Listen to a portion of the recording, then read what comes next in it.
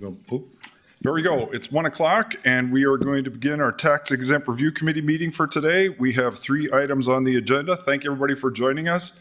About 3 minutes ago, we didn't know, Jessica and I thought we were going to be the only people here. So it was a late arriving crowd. Number 1, approve tax exempt review committee meeting minutes of 5/25/21. So moved. We have a motion and a second. Any further discussion? All those in favor say aye. Aye. Opposed, same sign. Motion carries. And I believe John Cosgriff is joining us online, so thank you for that, John. Happy to be here. Number 2, application for a pilot for Tecton Products LLC. Jim, will you get us started? This was an application that you had received previously. Tecton had applied for a property tax exemption or pilot for an expansion of their facility in Northwest Fargo. They had originally proposed to add 100,000 square feet. They now want to add 150,000. It would not increase the initial number of jobs, but I think could have the potential for even greater numbers of jobs in the future. The 100,000 square foot addition has already received the full approval of both the county and the city. And so when they want to make it larger, really what we're acting on now is that incremental increase from the 100,000 to the 150,000. We'll have Tom and Lisa. We're having trouble with Lisa's microphone, so she can hear us, but may not be able to get her audio. So Tom, I don't know if you want to. Jim, she's been able to fix her microphone there. Okay, good. So I don't know, Tom, if you want to start, or Lisa, talk about the project. Yeah, certainly. I won't spend a lot of time talking about it. We talked about it in depth when I was here in March. So it's really, when I was here in March, we spoke about, we weren't sure if we were going to go 100 or 150. We've looked at the situation, and based on the level of growth this year, we plan to go 150,000 square foot. So just really, all the same items are in play. I will say that we've increased our wage quite a bit. So the jobs that we're bringing to the region, rather than starting at $16.50, they're starting at $19.25 an hour. And then when you put incentives on top of there, they're all over $20 an hour. So I think that's a real positive for the community and the jobs we're bringing. So any questions that you have of me related to the project?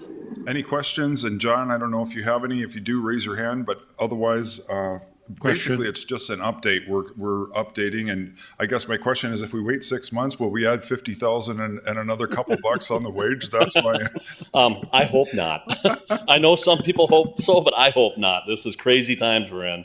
No, I'm just kidding. And any other comments or questions? Mayor? Jim, I was out at a job fair they were having Marvin Windows.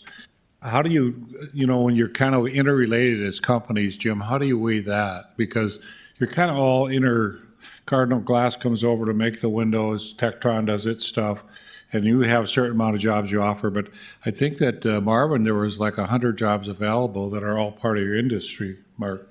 Correct. I mean, labor is a big deal for us right now, and we're really pushing hard to get all of our roles filled.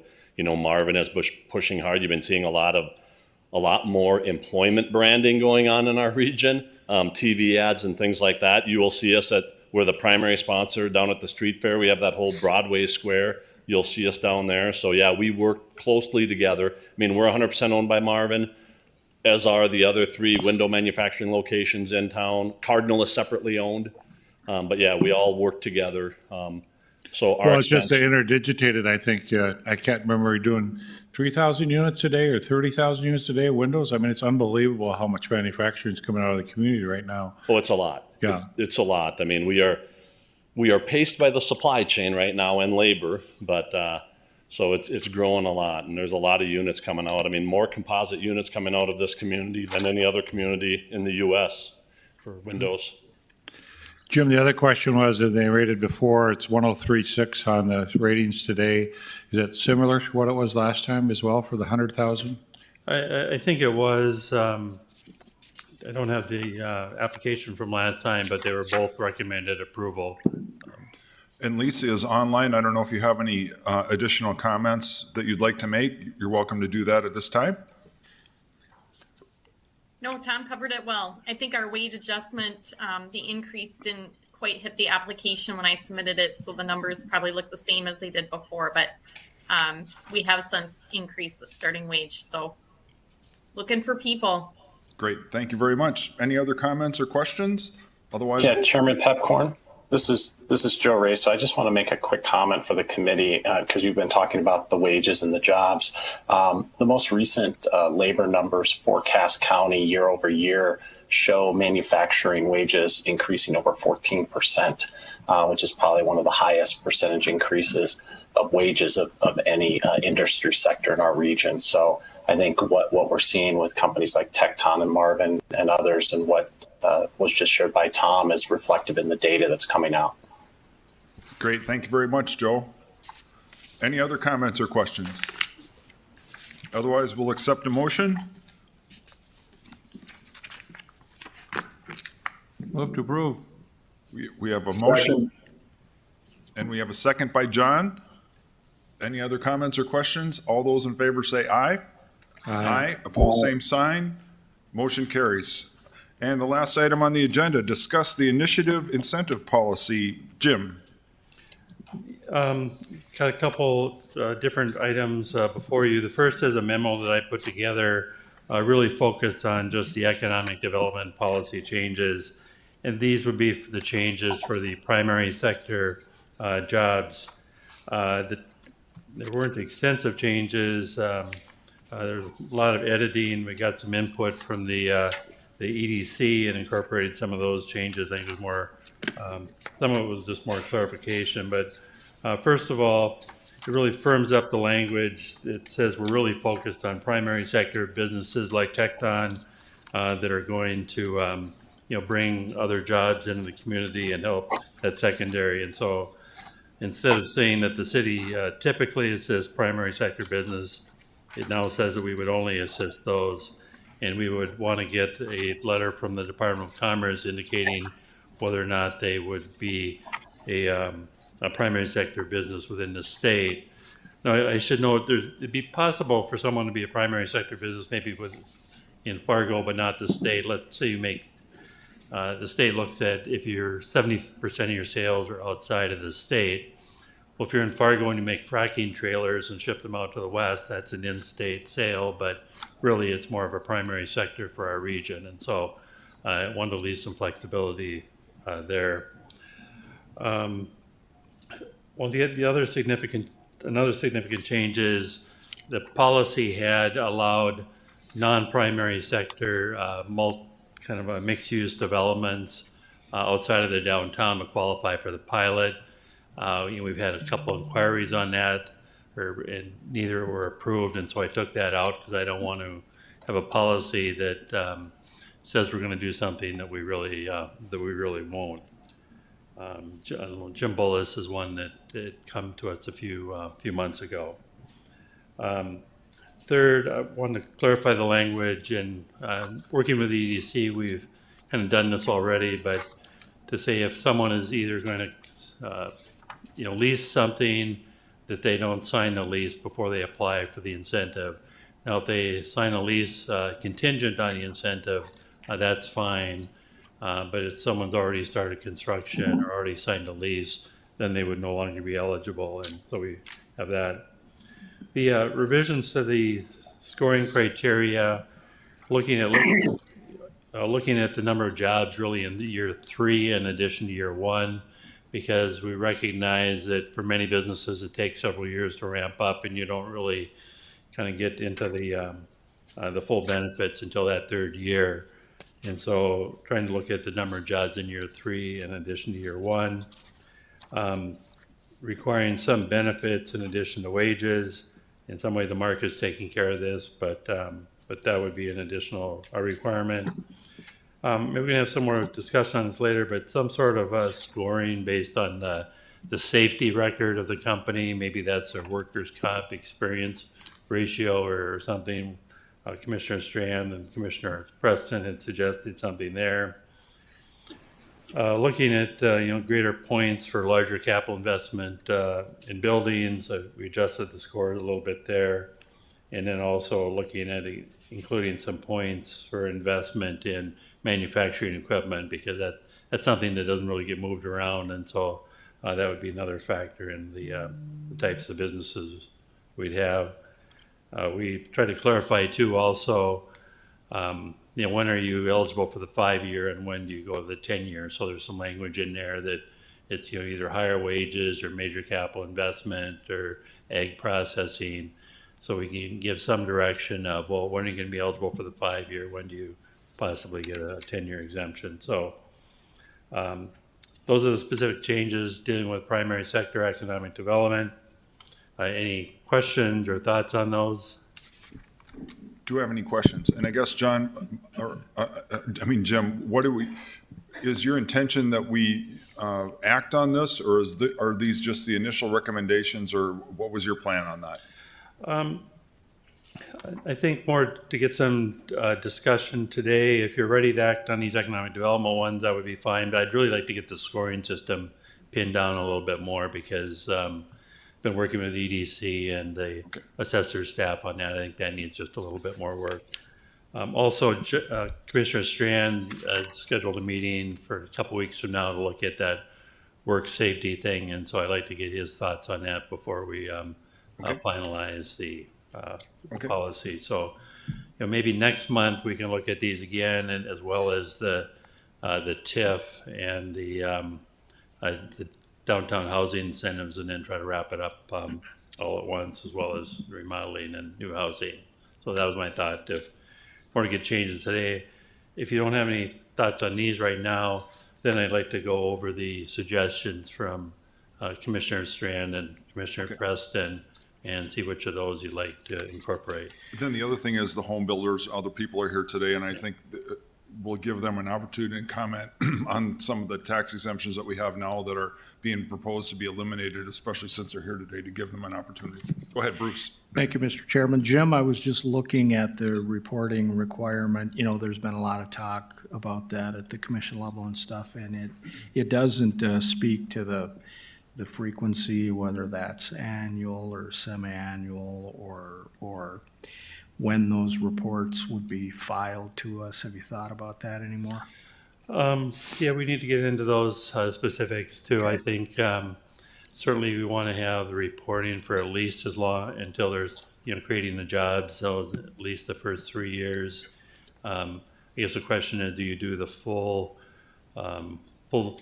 length of term of the exemption? So if they get a 5-year, do you want to make sure they're still there? I should know that the assessors does check each year to make sure that company still owns that business, and so there is some annual follow-up to make sure the company is still in operation at that location, because you'll see we picked up a couple of ownership changes recently, because if there's an ownership change, they need to come back and reapply for the balance of those, or take two of those. The main thing I think we should do is it should be a contract where what we just reviewed, like with Tecton, it's, what they did with, they're promising the investment in the facility and then the pay of the wages. And then the agreement is the agreement. The mayor can sign it and whoever is the director can sign it.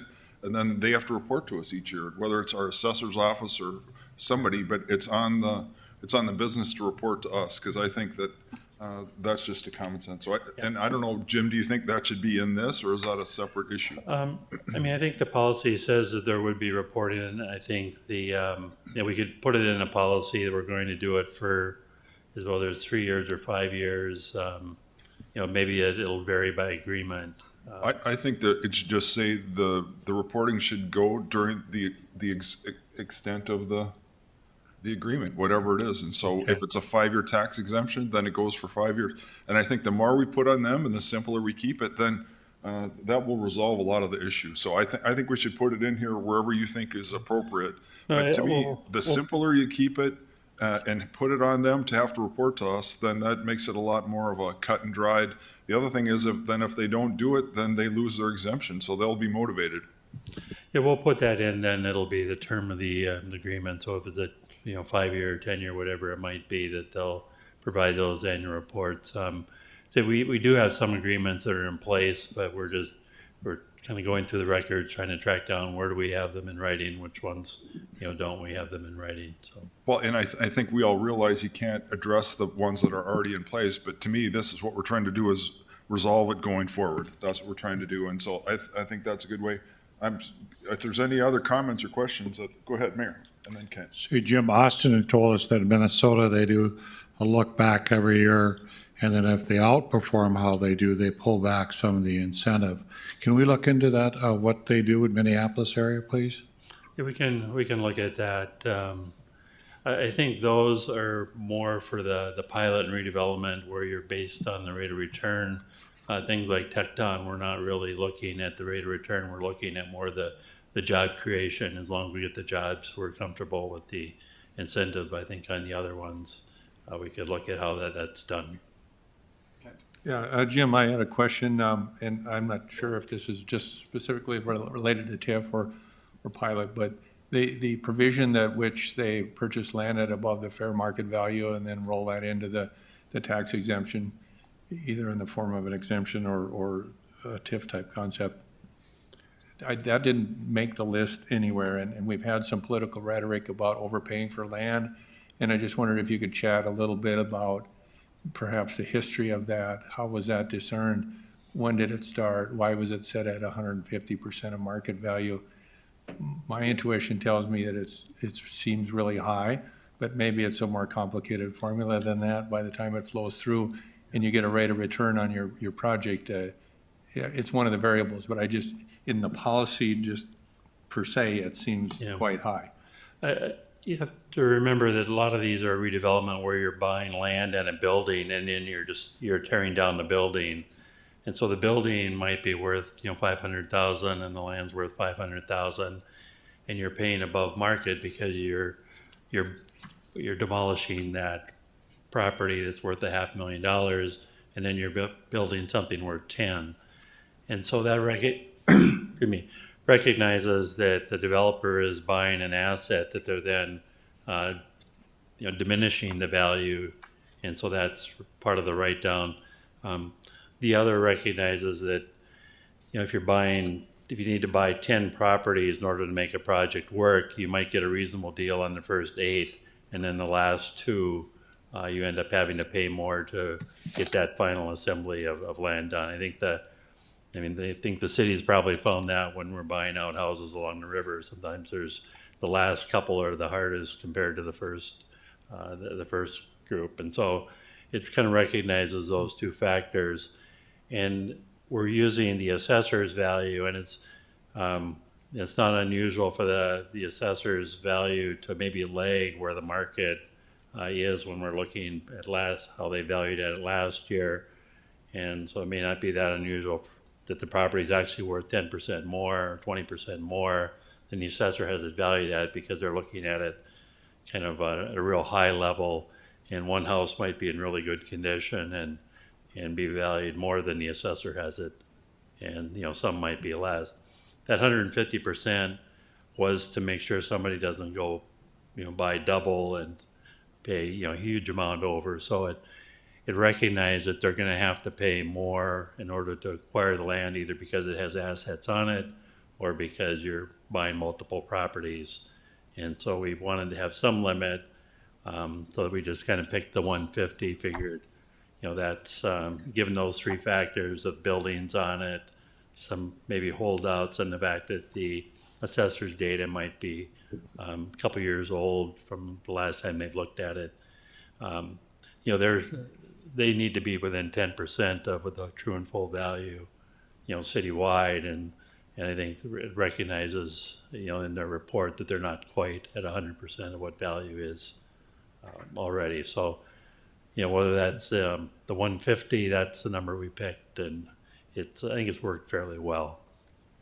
And I had a follow-up comment on it. When you look at the policy statement where you're scratching the headers under policy number 6, it says the difference between what is paid by the developer for the property less the assessor's market value for the land, in brackets, as opposed to the land and buildings. So is that the way the policy is written? Is that contrary to how we're actually implementing the policy? No, you really have to meet both tests. So if you can't be over the 150%, but then the other test is that if we're not going to write down the land below what the assessor has it valued at for land purposes. So the assessor has it, at 500,000 for the land and 500,000 for the building, and the developer pays, $1 million for it, the most will decrease it is down to the 500,000 that the land is valued at. So there they wouldn't get the full 150. Confuse you? Well, I just the way it's written versus what you just said is confusing me, but maybe I'm not smart enough to. So it's really, it's both tests you need to meet, Okay. so not just one. Okay, any other comments or questions? And I guess, Jim, you kind of steer the thing, but I would kind of like to give the opportunity to the home builders. To me, what jumped out at me was that a couple of the commissioners recommended that we discontinue the 2-year tax abatement for new housing, and I think that would be a big mistake, and the home builders might agree with that, but if you want to get up and speak to that, now would be the time, if that's okay with you, Jim? Well, Unless maybe you want to go. let me just introduce the comments that Commissioner Preston provided. The first one was that, the salary be at $15 an hour. I think we're already have that in the criteria, and I think we need to do a little bit more work on the safety rating. The ROI study, I think that's something we can talk about next time, but then, Commissioner Preston had a couple of different comments regarding the single-family housing. One was to, right now, if a builder puts up a house and is unable to sell it, they can apply for that 2-year tax exemption for up to 2 years. And then when it sells, then the buyer can get an additional 2 years. So there's potential for up to, 4 years of it being exempt. I visited with James in the assessor's office, and there's 11 home builders that are exempt this year. So it's not a huge number, but I thought you'd be interested in that number. So she had suggested that. The other was that looking at reducing the exemption to 75,000 versus the 150. It had been 75 up until I think 2008. Then the legislature increased it, recognizing that home values had gone up, and then also suggested that we exclude houses that are worth more than 500,000 in value. Probably going back 20 years, the city did have that policy for some period where it was kind of on a graduated scale. John Cosgrove might remember that. But, if it was a $500,000 house, maybe you don't get any exemption, but if it's a $250,000 house, then you would qualify for it. And there was kind of a scale in between. So those are her suggestions. But as you said, the home builders would like to address that, and I'll let them talk. I'm impressed with Bryce. You can pull that many people off the job site today, given how busy it is. If you don't mind, I'm going to just say a couple of comments really quickly. The big thing that I would like to say is if we start putting too many regulations on our tax exemption, if you put too many rules on it, we do not exist in a vacuum. We have competitors literally all around us, all around this country, and all around the world.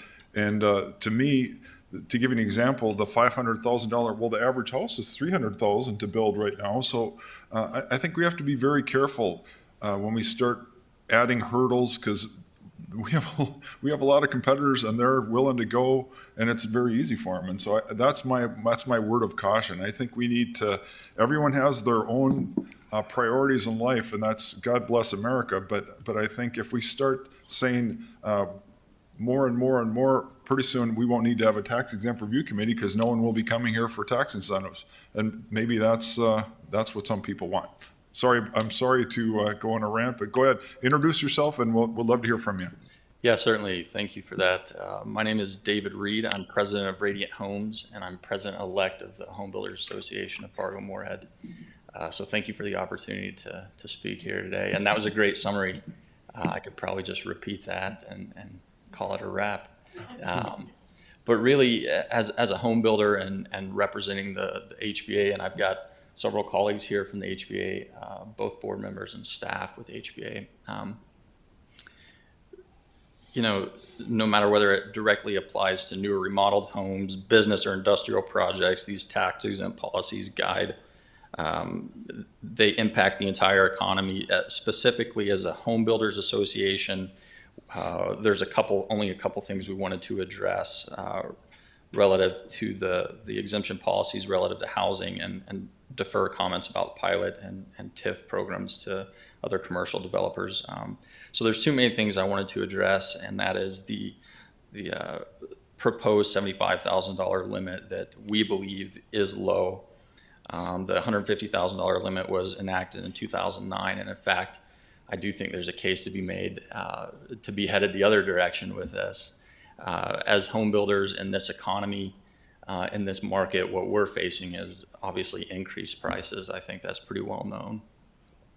The National Association of Home Builders has published a statistic that the average cost of a home to build a home nationally has increased $36,000 since April of 2020, mostly due to increase in lumber costs, but also other materials. At every board meeting we have, at every exec committee meeting, we're hearing and increases in other parts of the building community as well, not just lumber. So there's certainly challenges of rising costs that we're facing nationally, and certainly we're seeing that effect in this community specifically as well. That's especially hurtful because in February 2021, the NAHB, that's the National Association of Home Builders, released another statistic that for every $1,000 increase in the price of a home, 200 purchasers lose the buying power to purchase a home in the Fargo area. And that's a statistic from the NAHB.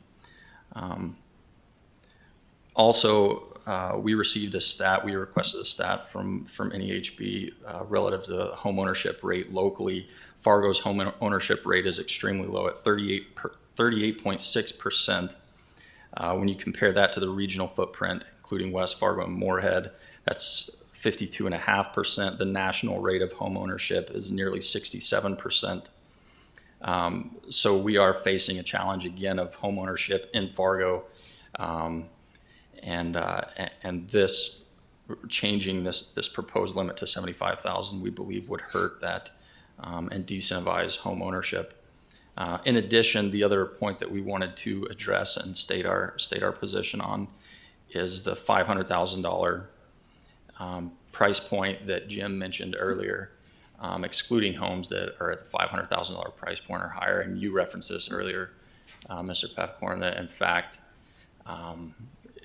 there's an argument to be made that that's not a high-end custom home anymore. I think actually the state average is closer to $380,000 for a new home. So maybe 20 years ago that was a really high-end home, but now I think that threshold is no longer appropriate. So those are the two main things as an association, as a home builder, that we wanted to address within the tax-exempt policies today. Thank you very much. Any comments? If we compare West Fargo, Moorhead, what are their limits? Pardon? Moorhead and West Fargo, what are their limits? I don't know. Oh, they're at 150 as well, Bryce. Okay. 150 for West Fargo and Moorhead. Bryce, CEO of the HBA, thinks is higher yet. So I think what happens in our community, it's worth about $78 million of deferrals that we give in the city of Fargo. But I think, Jim, you mentioned for that high-end home, they're paying taxes. Anything over 150, they're paying. So we'd want to encourage the high-end owners to build and to pay taxes, right? Yeah, I mean, if you look at what's exempt, it's, you said about 70 million, but there's about 90 million that they're paying on because, they are getting less than half of their home exempt in most cases. So John, you're on here. What was it before? Did he go off? Why did you guys try to do a limit on the taxes on new homes? I don't know if he's still on there. I don't see him on the screen anymore. I think he had to leave early. Yeah, It's not because we okay. mentioned his name. Anyways, Bryce, do you remember what that happened? Why they did it in the earlier commissions?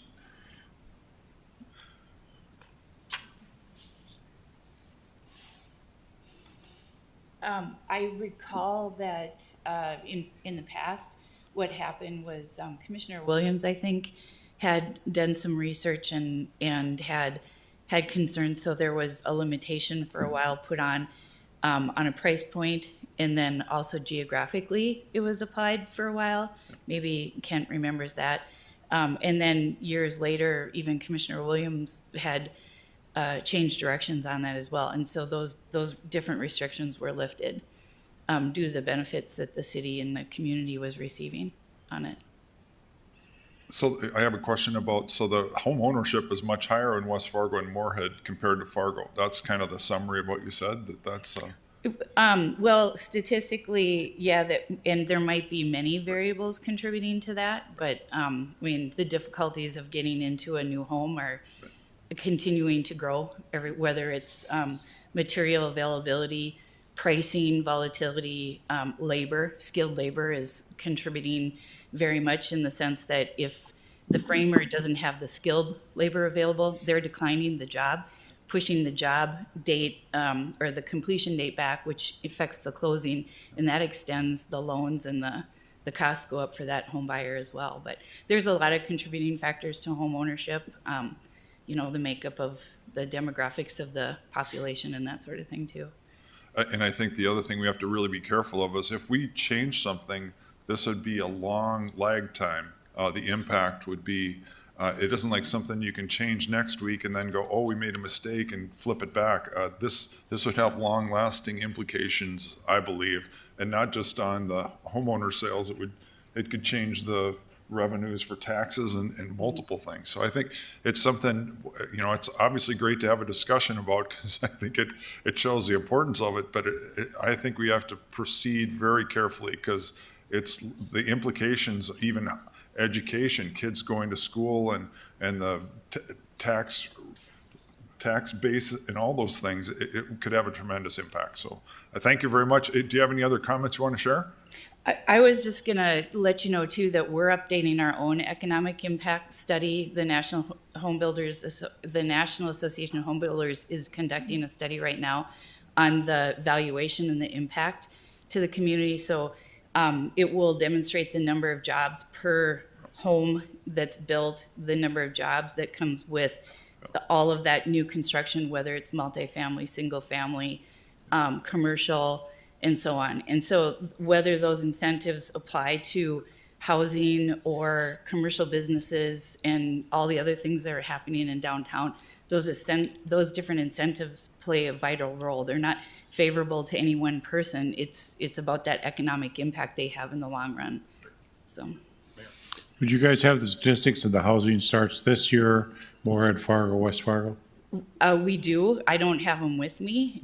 We just actually presented a report to the Chamber's Public Policy Committee last week. So we have the numbers. Pretty incredible, even through the month of May. Maybe you could just give like an impression. Fargo is still ahead of West Fargo. I'm going to see Bernie later this week. I'm just curious. We're a little bit ahead of West Fargo, but I think you are, yeah. I know Horace has had a tremendous jump in its permits as well. Yeah, So tremendous. I think what Commissioner Pepcorn always says is we're in a competitive market and we have to be very careful. We want continued growth in Fargo. So we have to be a little bit careful if we handicap our community and then have decreased growth. And like you say, it may take several years, but then you would have less housing we'd have in our community. And to note too, the surrounding communities also have that 2-year tax exemption ability. Horace uses it as well. And just to clarify too, Moorhead's is a little bit different in how it operates. It's actually, I think, a little more competitive in terms of the valuation and the amount of savings they get, but that depends on what the state of Minnesota does. Very good. Homeowners are quite savvy, our clients are quite savvy, and they're looking at these incentives when they build a home, especially in this current economic condition where we're fighting some of these increased costs, you know, things that are driving construction activity. Like we talk about interest rates in meetings, we talk about interest rates, we talk about tax incentives. So these aren't just stats, but anecdotally, you know, these are discussions that are had at meeting tables between builders and clients talking about how do we build a home in this market. Is it true when you guys talk to people about where to build, you try to glow more when you talk about Fargo? Is that what your builders do? Or? Yeah.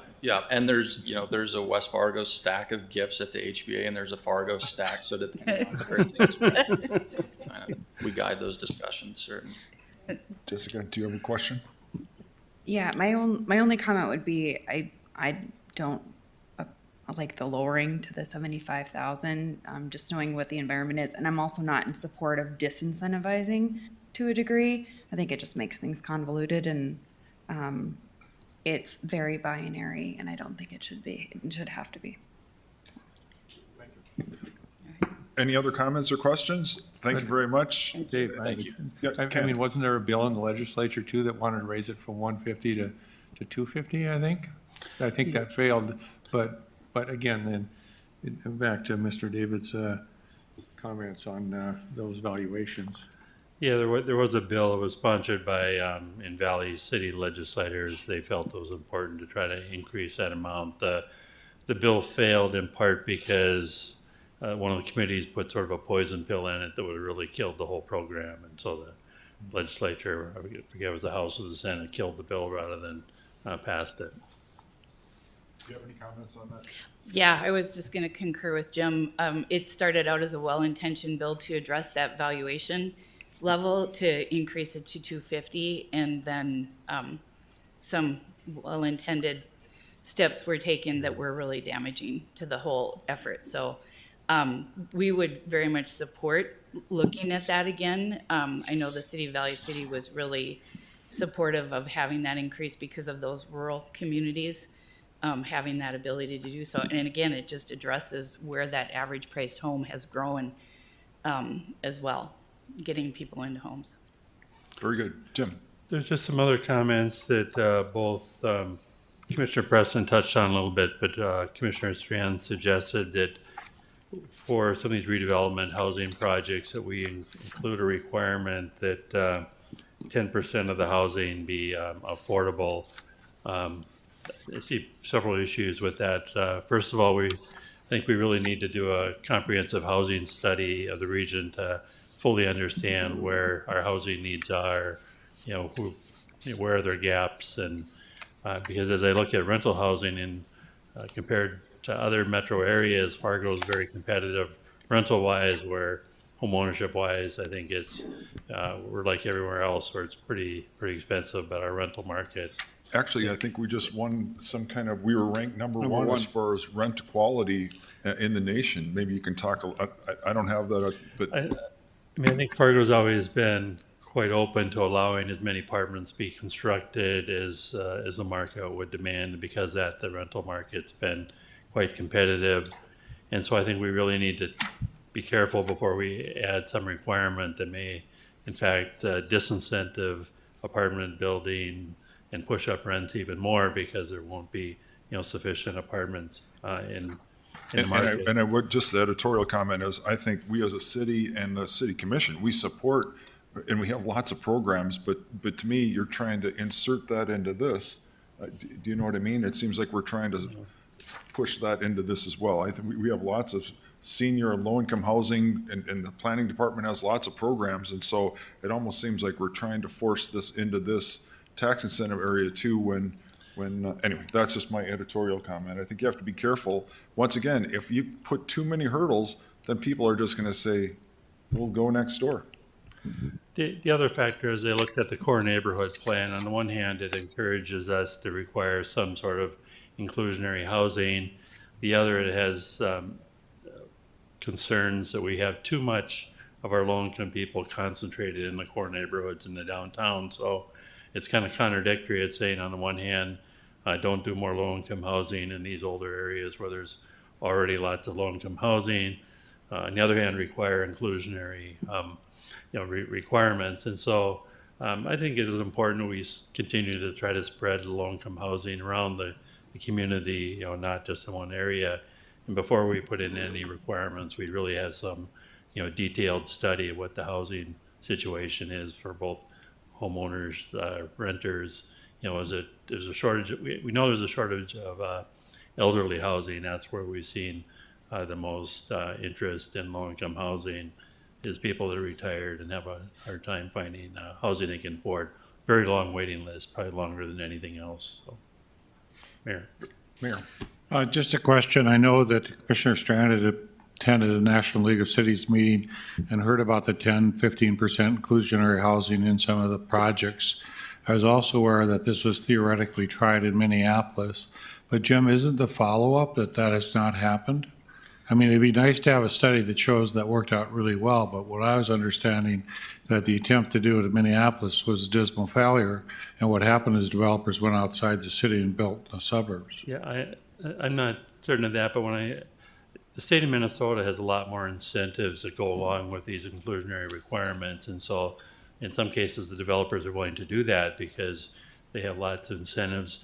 The other factor is I looked at the requirements for some of these suburbs, and it was that, you take the median income, you take 80% of that, and then people can pay 30% of the rent. If we apply that rule in Fargo, I think we would be requiring apartments to rent for no more than $915 a month. Well, for $915 a month in today's market in Fargo, you can find lots of apartments for rent. So it seems like we're trying to solve a problem that doesn't exist if we take that Minneapolis model, because there are lots of apartments at the $900 level in the community. We're not really short of those. So trying to create more of them really doesn't get us anywhere. Could you write that up just so we have it for a commission meeting with Strand asked that question, just the paradigm that you just told us now? Yeah. So it's obvious we do have that housing availability. I know we're going to do a housing study, but I always get, we still have vacancies. We still have people going to apartments. We're also, I think Dave rated one of the number of apartments, renters, but also for entrepreneurs, the lower cost of living, higher wage. So we're like one of the top job markets because of the ability to, when Bobcat came in with their software people, they chose Fargo instead of San Francisco because there was such a dynamic change in cost of living. Mm-hmm. But maybe we should put some of that out there so people would understand. I think that'd be good, and I don't want to put Austin on the spot, but I think he'd probably concur that for $900 a month in this market, you're going to be able to find suitable housing. And I think you've also dealt with the incentives that they offer in Minnesota to get things included. They're much more than our state of North Dakota has provided. Okay, any other comments or questions? Anything left to cover, Jim? We'll try to get this in final form, all of the policies for your next meeting, and I think we'll work a little bit more. Okay, and Austin, you get the honor of wrapping up the meeting with some wonderful words of wisdom, so not to put any pressure on you, but we'd love to hear your perspective. Thank you. So I'd start with the affordable housing question Jim had, because it is interesting if you, even if you spent some time Googling what are the least expensive renter marketplaces in the United States, we usually aren't on there because we're not a big enough municipality. So when you start to look at that and look at the top 25, and US News does a report, there's housing studies from Harvard, there's all the Zumper, Zillow, you can look at from different data sets. Most of the time they focus on larger communities. If they focus on just gross rent on a per unit basis, you'll find smaller communities in the South, Louisiana, Missouri, Texas, small communities in Texas, Oklahoma City has some of the lowest rents in our nation. But when you look at the larger cities and you include Omaha has one of the lowest rents. I think it's like 5th on the list for lowest rent from a large municipality. Their low rent barometer is $905 a month. Statistically, in the Fargo Metro, our rent average is around $825 a month. So we're in the low rent category. So when we talk about affordable housing, there's a need for affordable housing in every community. I don't care where you go. There's a need for 30%, 40%, 60% AMI. From a deeply affordable perspective, there's a need in every community. From a moderately affordable perspective, if someone or a couple had a job at the median income or close to the median income, they'd have in excess of the 30% rule to pay rent. And that's the challenge with the affordable housing debate. Without a study and looking at the TIF policy related to when we say that you get points for a market rate project if it has some component of affordable from an inclusionary standpoint, what does that mean? Because I could come, which I've done before with our downtown projects, if we look at one bedrooms and efficiencies, we're way below the requirement. If you add 2 bedrooms to the mix, are you assuming that 2 bedrooms then are a median household income? Because if you assume median household income, then we're well within affordable. If we're assuming that it's a single person living in a 2-bedroom, then we might be slightly above from a 60% AMI perspective. So it's how you look at the data. I would argue that every community needs affordable housing at some level. Fargo has affordable rents, especially when it comes to considering that in the south, we don't have deep foundations. We have lower input costs into HVAC. We have there's cost savings elsewhere that we deal with because of our conditions. That's what I would like to figure out from a TIF policy perspective is you're right when Minneapolis incorporated inclusionary housing by mandate. They did that a couple of years ago in January. Permit volumes immediately dropped because they didn't provide anything for it. And the debate I heard from one developer, he was pretty clever. He said, we all want affordable housing, whether it's developers, cities, constituents, but nobody wants to pay for it necessarily. So everybody's looking at everyone to figure out who's going to try and figure out how to foot that bill. And when Minneapolis enacted that, permit volumes went down and suburban activity, especially in the second ring suburbs, started up because developers needed something to do and provide value to investors. When we work in suburban metro, which is a good example for here, the rules associated with TIF because of Minnesota statute, which we don't have the luxury of, maybe we can legislate differently. But when we did a TIF in Shakopee, Minnesota, the TIF wasn't limited to just redevelopment. Otherwise, our TIF would have been probably half or less than what it was. The TIF looked at what is a fair rate of return at the low end for this opportunity. The current taxable value is $250,000. The future taxable value is $18 million. What is the city getting out of it after this abatement is up? And what is a minimum rate of return required?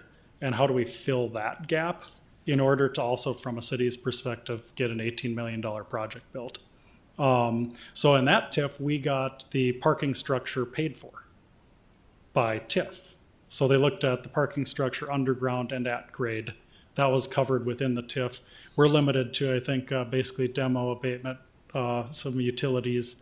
I keep arguing that we shouldn't look at just the redevelopment piece of it, but we should look at if we're proposing a $50 million project instead of a $20 million project, and based on the planning's guidance from a growth plan perspective, I'm looking down the pike at even south of 52nd Avenue from that growth plan, and I go, okay, all of this looks like it wants to be mixed use based on the planning guidance. Well, it's extremely difficult to build retail on the main floor in a precast structure with underground parking and housing above, and keep retail rents at a competitive level with building a metal stud structure and just build retail. So those are the challenges that we're faced with from that perspective. But I just get nervous of 100% prescriptive TIF policy, prescriptive pilot policy, where we look at it and go, well, I guess there's no sense in bringing this up because it's very prescriptive. So that's what I want to make sure we maintain, especially in the downtown community, is that if we come forward with a pilot on a half-acre site and we could do a 60-unit project that everybody likes and that would turn out a value of $8 million on a site that's currently assessed at $800,000, it's in the best interest of the city from not only a tax increment perspective, but also a special assessment using existing utilities, using existing fire station, et cetera.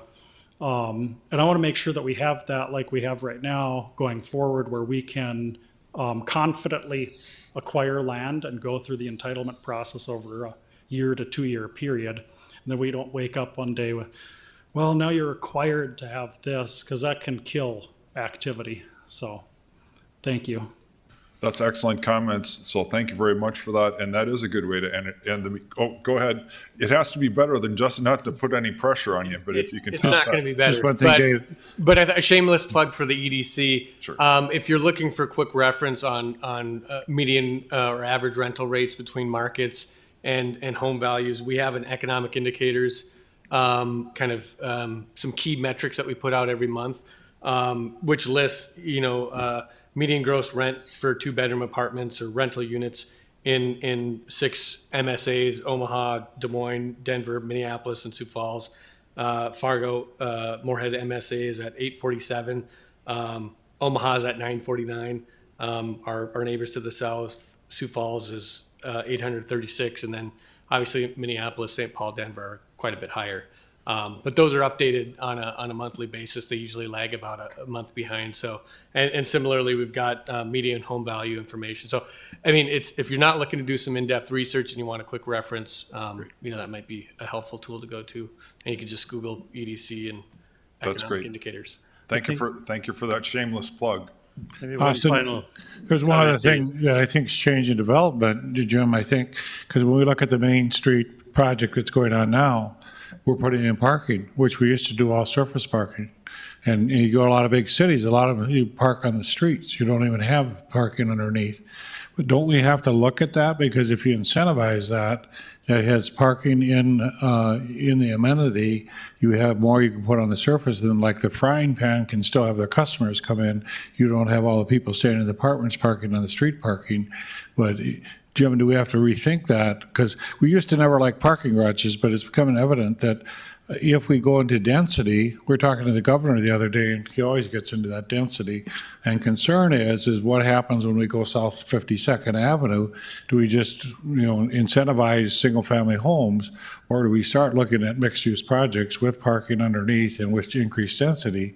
And you're talking about a 7-story building we're putting downtown, which before we never even thought about. And you're putting a lot more people in that. So we are doing a better job of that. But like Dave, you and I both know, we're going to run out of land with the diversion. We only have so much land. So we almost need to incentivize increased density in any project we do so that we don't run out of space. Even though we love homes and we love people in homes, do we also have to look at our density and incentivize that a little bit? Yeah, your return on investment in the long term in the community, the denser it is and the better plan it is, the better it's going to be. The other thing I just wanted to add on the rents is that every community in the country is trying to recruit people to move there and take jobs and whatever wages. But most people that are moving tend to be in their 20s. They tend to be renters, and they're looking at the housing market as, can I afford to live there? And if you look at rents in Minneapolis versus Fargo, you're going to find Fargo is a much more affordable community to live in. So that's important for our economic development too, is we continue to maintain adequate rental and affordable rental housing. Any other comments or questions for the good of the group? Otherwise, thank everybody for coming. It is 1:54. Have a great rest of the afternoon, and happy 4th of July. We are adjourned.